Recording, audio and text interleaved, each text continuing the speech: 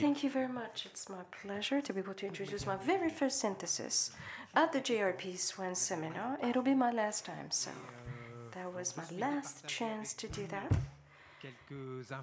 And there's information that I'd like to share with you, information that I have gleaned over the past 30 years or so of doing expert studies for France at EU level when it comes to pig grading.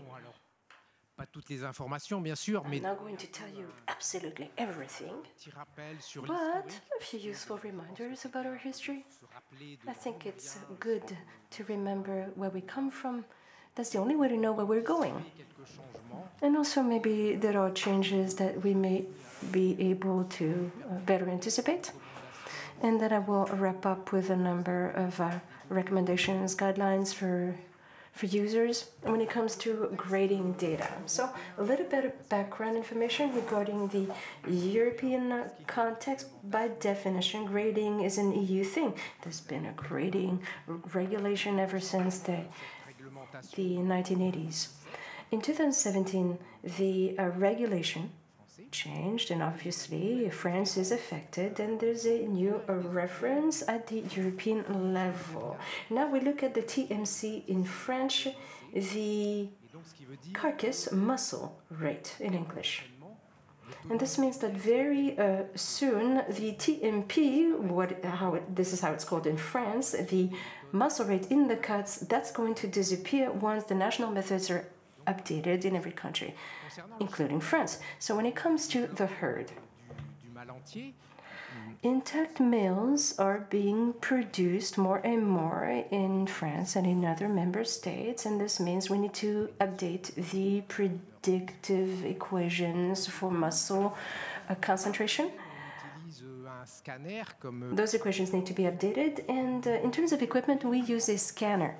At IFEP, a number of countries have asked us to update their grading systems using our scanner. So Lithuania, Great Britain, Belgium, Italy, etc. But for that, we need approval from the European Commission and also approval from the national experts when it comes to the protocol for updating those methods, including the scanning method.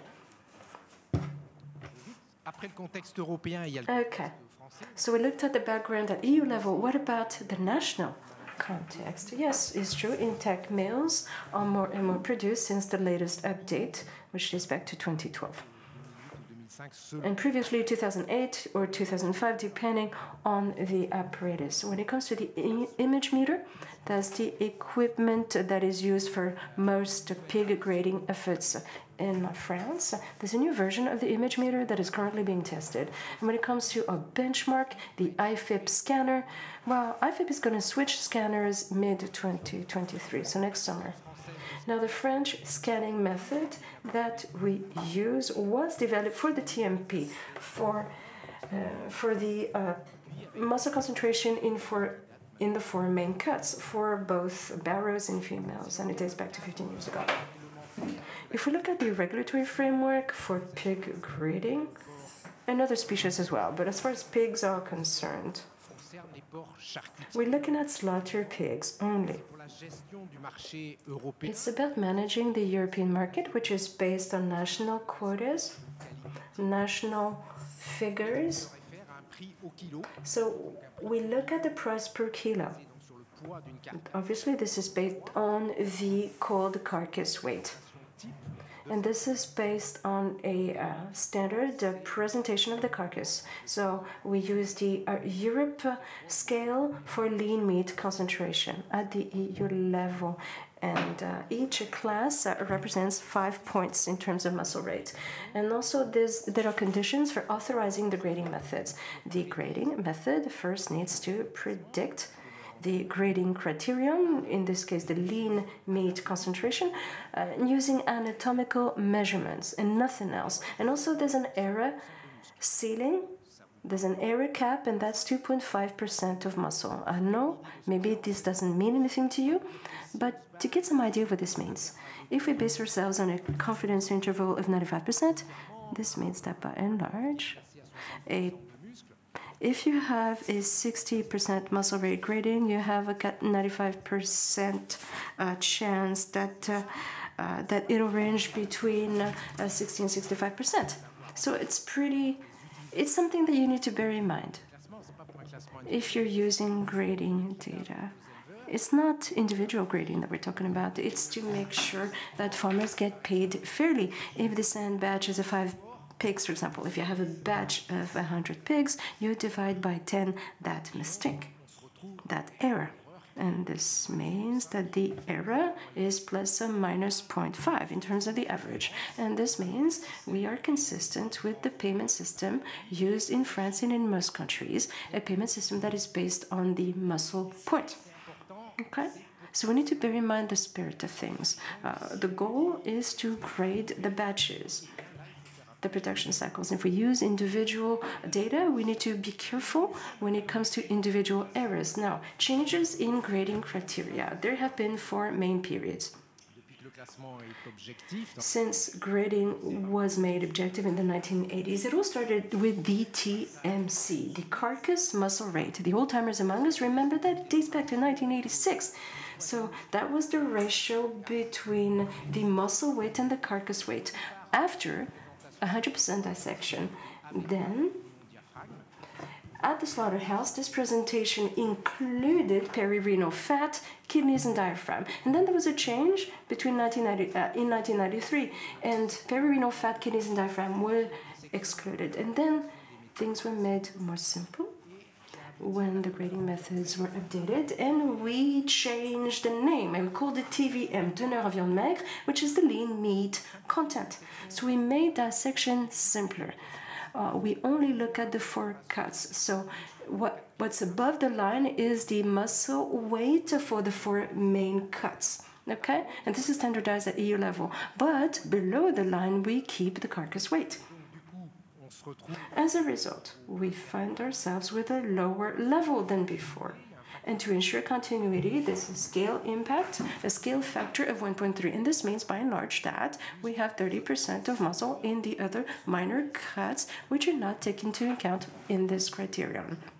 And we add it in order to maintain sort of the same level as in the EU, so that you don't have to change the scales. And then we had the TMP, the muscle rate in the cuts, because TVM was hard to reproduce. So we switched to the TMP, the muscle rate in the 4 main cuts. The only thing was we changed the carcass weight with the weight of the 4 cuts. So we have a muscle rate that is part of the same entity. It is the muscle rate of the 4 main cuts, based on EU cutting guidelines. Conversely, because those 4 cuts are more muscular than the rest of the carcass, the average level is higher than the carcass level. And we introduced a scale factor of 0.89 and this means an 11% drop in the average level.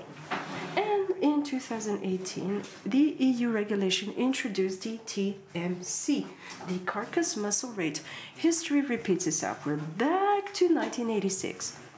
So this is the ratio between the carcass muscle weight and the carcass weight. So we exclude the muscles on the head of the animal. We exclude the head muscles. Okay, if we look at changes in grading in France, so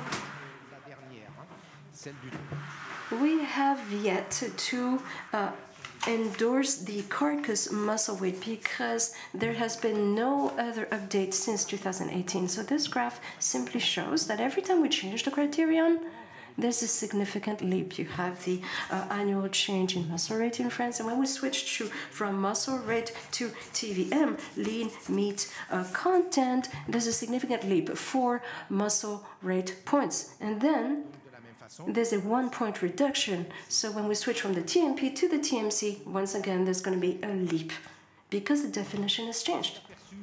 Okay, if we look at the history, in terms of grading, there are 3 main tissues: muscle, fat, bone.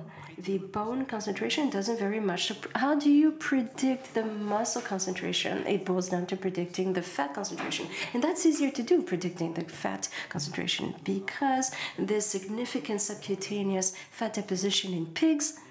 So it's easier to measure the back fat thickness subcutaneously than to measure the muscles deep down inside the carcass.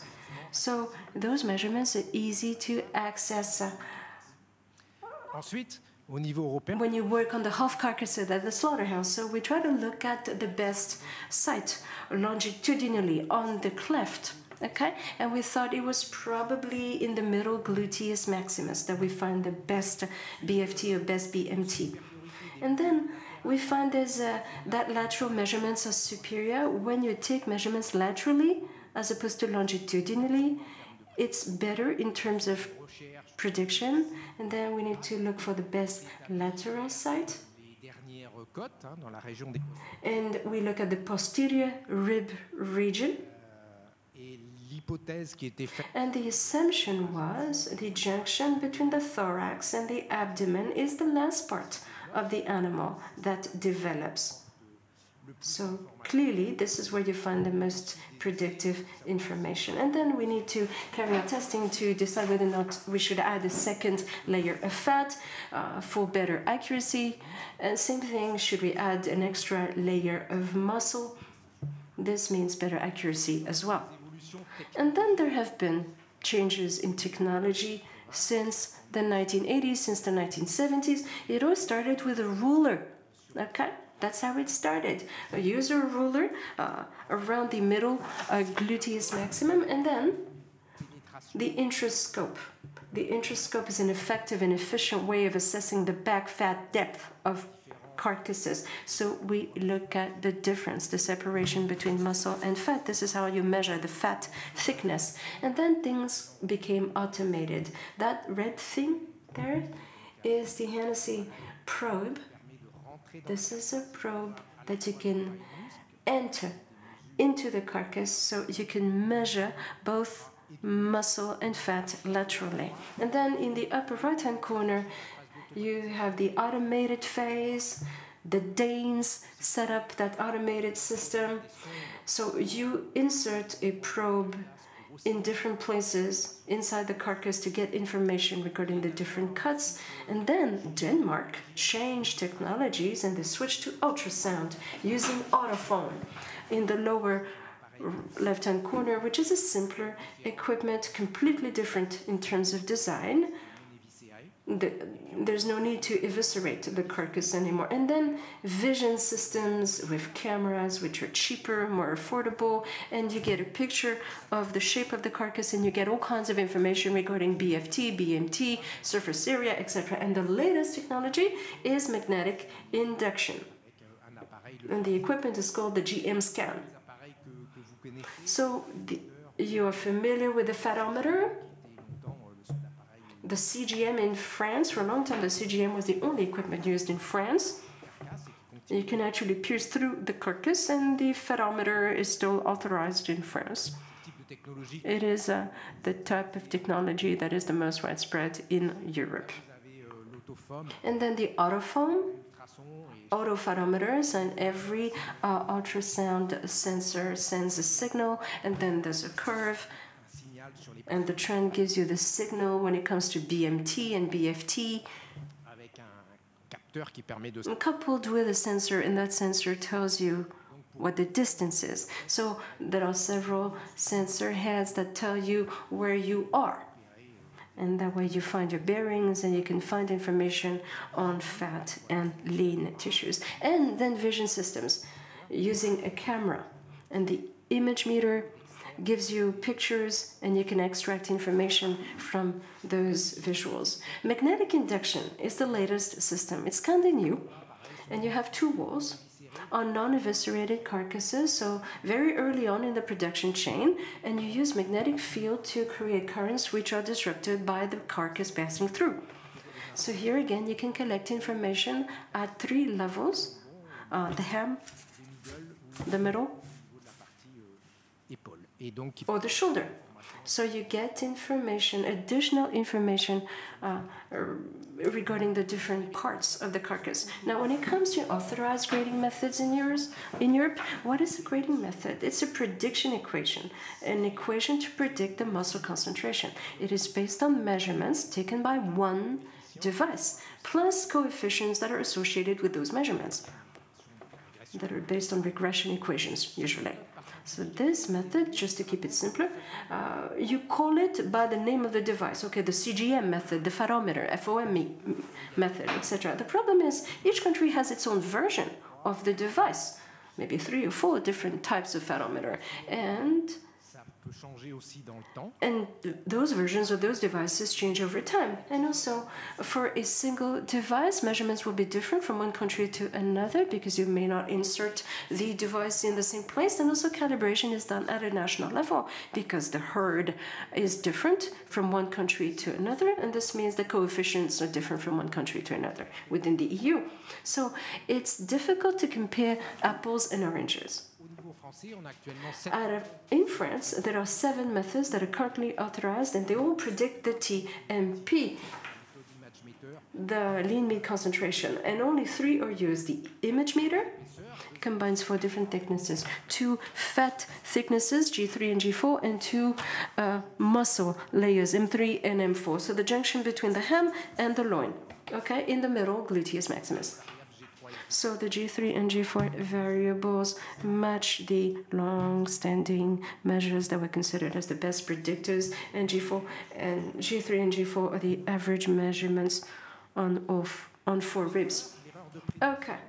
The root mean square error of prediction, which is the criterion in order to achieve EU approval, must range between 1.5 and 2.4. And that is used in most major slaughterhouses in France. And then the CGM method, which used to be used everywhere. In medium-sized slaughterhouses, and also for pigs under observation. The equation is always based on BFT and BMT, a measure between rib 3 and rib 4, 6 centimeters from the cleft, and the measurement is taken parallel to the cleft, and the error is only, the RMSEP is only 2.03. And then the ZP method for small farms, fewer than 200 pigs per week. So we use a caliper or a ruler. And again, this is a prediction equation, lean, fat, and this matches the image meter. It's just that the image meter automated the ZP method, basically. And the RMSMP is pretty close, 2.28. 2.3, basically. So, methods authorized in the EU. There are 27 member states, and there are 6 member states that switch to the carcass muscle rate, TMC in French. And there are 2 member states that have authorized both the TMC and the TMP, the carcass muscle rate and the muscle rate in the cuts. And there are 16 member states that predict the muscle rate in the cuts. Why? Because when EU regulation changes, there's no obligation to switch directly. And this is why there's a bunch of different methods and things are pretty complicated. If you look at this chart in the upper left-hand corner, if you look at the number of different types of equipment, if you look at the total, there's about 20 different devices, which use the 4 different technologies: magnetic induction, ultrasound, reflectance, and vision. For reflectance and vision, those are the areas where we have the most devices, 7 and 8 respectively. Now what changes is the degree of automation. How manual is it? Maybe it's semi-automatic and sometimes fully automatic. By semi-automatic, you have one operator using the equipment, and then the calculation is done automatically based on the measurements. And there are 11 different semi-automatic devices. Now, if you look at the bottom table, which gives you the number of models, because each device has several models, right, which have been developed over time. So this brings us up to 26 different devices with all the different models. And on the right-hand side, in terms of methods, after each device has been calibrated, there are 126 different methods that have been authorized in Europe in all 27 member states of the EU. So 30 use ultrasound, 54 use reflectance, and 40 use vision. And the number of automatic system is increasing. We have 34 automated or automatic methods and 71 semi-automatic methods. And these techniques are the most widespread. Now, if we look at precision, if we look at the median prediction error, on the left-hand side, Blue means the median era by technology. Induction, reflectance, vision, ultrasound, etc. Induction and ultrasound have the lowest prediction error between 1.5 and 2. And vision is the technique that is the least accurate. The error is higher than 2. Reflectance is somewhere between the two. In terms of automation, on the right-hand side, because of automation, accuracy has improved, at least on average. Okay, this is the median error based on automation. If we look at the lowest error today, the Autoform 3, this is an automated ultrasound system, and the error is only 1.6. We're talking about the muscle weight. And the strongest error, the highest error, is an old method based on manual vision systems. Intrascope, that's what it's called, and the error is 2.4. So what are the factors that influence muscle weight prediction? Well, the factors that have an impact on body composition, for example, genetics, sex, castration, feeding, estrus, or heat. The question is, what are the factors that are known during grading that you can take into account? Well, fewer factors, clearly, sex and castration. And again, that's not done everywhere. That type of information is not available in every single member state. So what is the effect of castration on prediction? If we compare females and intact males, there's a significant impact that was found as early as 1991 in the UK. If we look at female versus barrow, castrated male, there's a significant impact that was found in the 1990s in the Netherlands. And that effect was also found in France, and France was the first country that introduced sex-based equations to take into account that difference and therefore improve accuracy. In 2017, we observed a bias. We observed that the bias increased with automation when you switched from the CGM, the photometer, to the image meter, and the bias is more or less 0.9 points of TMP. And if we look at the comparison between all three, female, barrows, and intact males, there was a significant impact that was found in 1991. 10 member states took part in that study, and there's an interaction with the member state. And very recently, Denmark requested approval of the Autoform photometer, and they requested specific equations for intact males based on their differences with other sexes, and specific equations for both females and barrows. If we look at the effect of genetics on prediction, there's one important factor, the halothane gene, RYR1. Now, carcasses are shorter, they have better conformation, they're less fat, and we looked at the effect, which is significant, using the image meter. There's a significant impact on prediction, so there's a bias of more or less 0.7 point of TMP. Cuts muscle rate between normal homozygotes and heterozygotes. Now, for the CGM, for the photometer, for lateral measurements, the effect was not significant in France. When it comes to differences between lines, lineages, or breeds, and there's a bias for lateral measurements and also for lateral measurements and cleft measurements, so there are biases. Obviously, it's harder to take those biases into account. So, what are the consequences for uses of genetic grading data? If you're looking at carcass quality, if you're doing a study on carcass quality, you need to ascertain the match with the grading livestock. In France, we use 50% castrated males, 50% females, and for the halothane gene, 50% uppercase N and 50% uppercase N, smaller case N, and G3 between 5 and 28 millimeters. So if there's a lack of, if there's no match, it's better to only use BFT and BMT rather than the TMP, because the equation would be wrong. However, if you look at the body composition instead, for example, if you look at feeding, if you look at tissue deposition, then you need the actual tissue concentration, and then you need to use the benchmark measurements and using either manual or virtual dissection. For example, CAT scans. You can use methods of reducing costs using double sampling. That way you reduce the cost when you have a subsample. Now, when it comes to EU regulation, this helped achieve some measure of harmonization.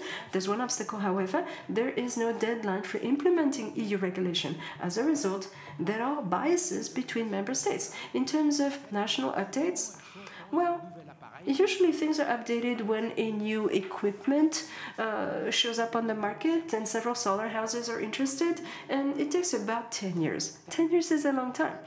In terms of methods authorized in France, there are over 120 methods authorized in France and 20 devices, so 4 main technologies. And the prediction error individually is pretty high. So what are the factors that influence prediction equations the most? Sex and genetics.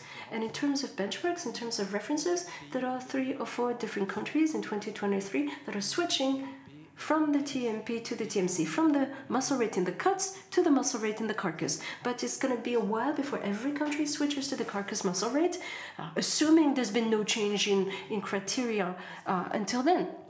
Now, recommendations for users. In the studies, it is important to mention the criterion that is being predicted. Is it the TMP? Is it the TMC? The muscle rate in the carcass or the muscle rate in the cuts? Which is the prediction method? Is it the CGM, the image meter, the photometer? In which country? What is the prediction error? And also, look at the science, or at least look at the decision that authorized the use of that method, which is published in the newsletter. Never extrapolate the results to the general muscle concentration if the error has not been factored in. And I also recommend publishing the variables that you measure, BFT, BMT, which have a low error level. And there are also important drivers for action. You need to test the impacts on those variables BMT, BFT. And also you need to fine-tune your studies on body composition. You need to include at least 1 dissection subsample, or preferably using scanning technology that gives you a whole lot of additional information. That's it from me. Thank you very much for your attention.